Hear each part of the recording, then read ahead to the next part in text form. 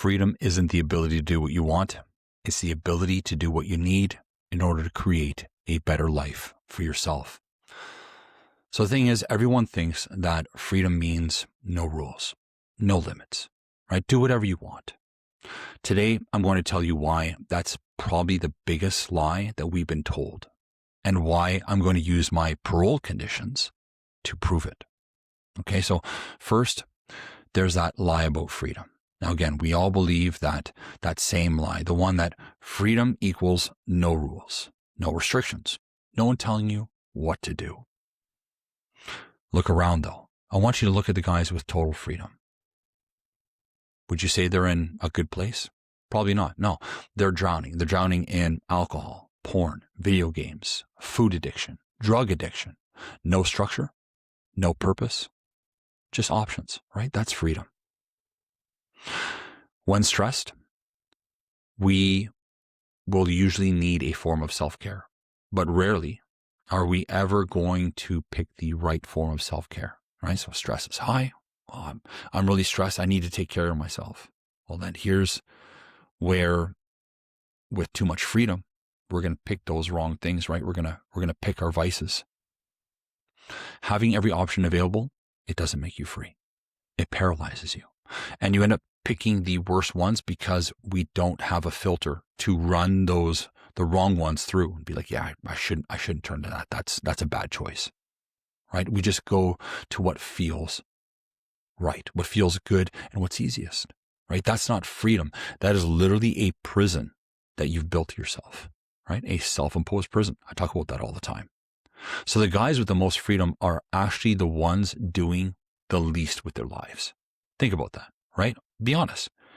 If you look at people with the most freedom, they're probably not in the right place. Why? They don't have any discipline, right? So what does real freedom look like? I'll tell you. It looks like my parole conditions. So here's this parole metaphor, right? So when I got released, the parole board gave me conditions I had to follow, right? Parameters, guidelines. Here's where you can go. Here's what you can do. Here's where you can't go.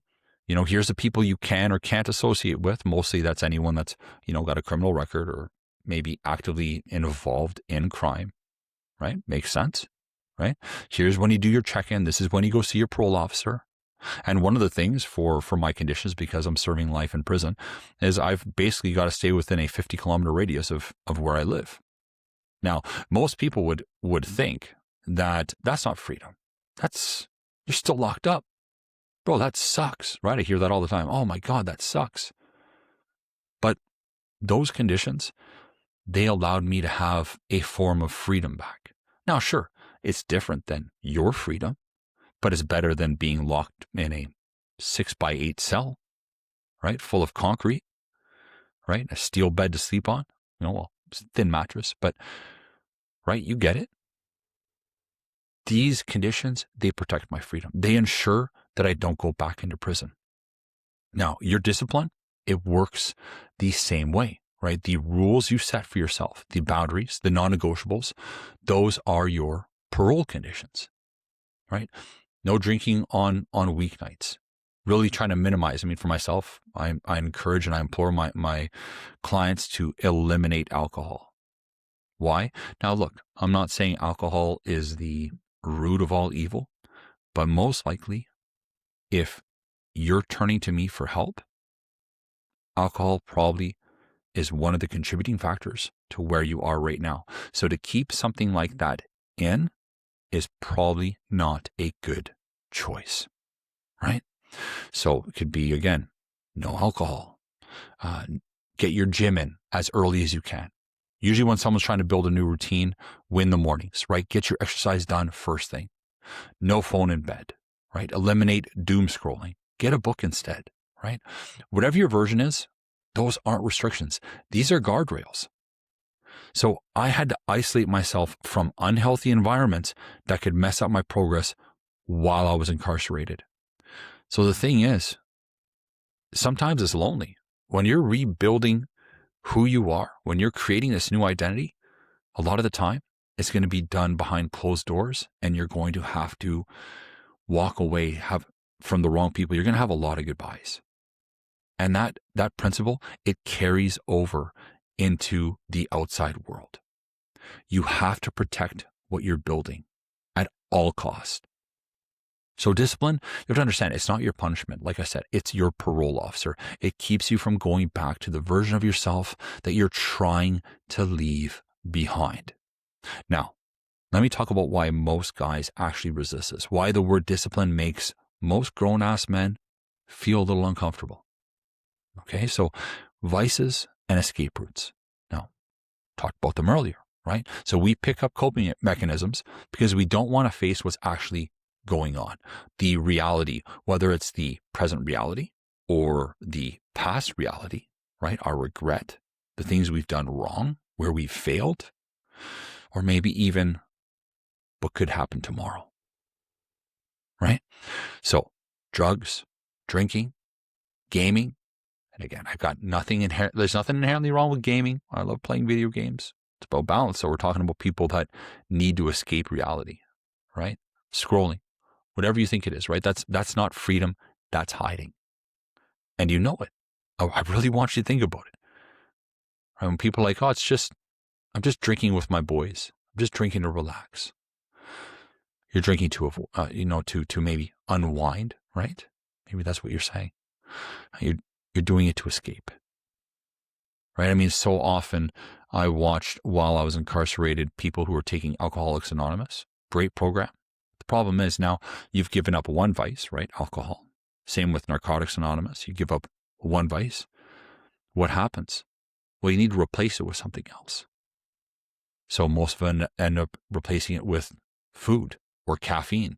Man, I can't tell you how many guys in AA drank like a dozen cups of coffee a day. It was insane, but they're addicts, right? So you're going to go to the next available drug, right? The next thing that makes you feel better, because that's an easier choice than going and exercising, than journaling, than practicing gratitude, than doing things that are actually healthy for you, right? Every vice is just an escape route from something that you just don't want to deal with. I don't want to deal with this. Yeah, I get it, right? The drinking at the end of the hard day, the joint before bed, right? Doom scrolling at 1 a.m. You're not relaxing. You're running. Be honest with yourself. You're friggin' running. And the further you run from reality, the more you're going to suffer when it catches up. Because the thing is, reality always wins. You can't run from it. I mean, you can, but it's always going to be there. When you sober up the next day, it's still going to be there, right? So every vice is a vote against the man that you're trying to become. So here's what actually makes discipline stick, okay? And it's not willpower. Identity. Identity is the game, right? So discipline doesn't stick unless you're building the identity that will help implement it and make sure that discipline stays in your life, right? Identity is key here. You don't just go to the gym. You become someone who trains. Like, there's plenty of days I don't want to work out. Like, and I love the gym, but there's just days where I'm just, man, I'm tired. I'm tired. Maybe I didn't sleep well. Got other things on my mind. But I don't need motivation. I don't need discipline to go and do my workout. It's just something I'm going to do. Unless I'm sick, no, I'm going to go do my workout because I know I need it. It's a form of self-care that I know that I need, right? You don't just say no to the drink, right? You become someone who doesn't need it. And that applies to every vice, right? You don't need that joint. You don't need that drink. You don't need to doom scroll. You don't need validation from others. You can become the person who is self-reliant and self-confident. But that's what the other vices do. They help you where you're lacking, right? So that identity shift is so important because, again, it's going to make you unstoppable. But in order for it to be permanent, it's something you have to build towards, right? Putting in the habits, putting in the work every single day, right? And that's what's going to make it permanent, because it just takes time to build that identity, right? And rules without identity, those are just willpower. And willpower, it eventually does run out. Okay? So when I got out, I didn't just follow my parole conditions. I became someone who wanted those conditions. I accepted those conditions. They are part of who I am. And if I were to think anything different, I'd be back in prison, right? So I built a life where discipline was the foundation. While I was incarcerated, it started there. And that is freedom. It's not a cage, right? In my mind, sure, my life might be different than yours, but I am truly free to do what I want, because what I want fundamentally with my identity, it just has to align with who I am. And as long as what I do each day aligns with who I am, I'm free. I am free. Because freedom, I discovered a form of freedom even while I was incarcerated. Right? So just because physically I might have been in a cage, I might have, lost my physical freedom, mentally I was free. And that was kind of where I learned that. And that's why I want to share that with you guys. Discipline, it gave me so much, but I think the one of the most important things, and the one that I'm always so grateful for, is that discipline introduced me to my wife. Right? It opened up doors. It aligned me, actually kind of realigned me with my purpose, because I always knew when I walked into the gym when I was 18 years of age, or 17 actually, that I wanted to be a trainer. Well, I did training, and now I'm coaching, and now I'm mentoring. So it realigned me with what I was always meant to do. When discipline was punishment, it was something being done to me, right? Being grounded, losing things, no wonder the word makes people uncomfortable, because we think of discipline in that way, right? Discipline as identity, that's power. That's something else entirely. So discipline, like I said, discipline, it introduced me to my wife. It opened every door I've walked through ever since. It's been the best thing that's ever happened to me. So, to close off, right, when we're kids, discipline was punishment, being grounded, losing things. So no wonder we hate the word, or maybe we struggle with the word discipline. But discipline is not your enemy. Discipline is your superpower. It's the thing that lets you make the tough choices. And the tough choices are the ones that actually change your life. Set your own parole conditions, follow them, and watch what happens.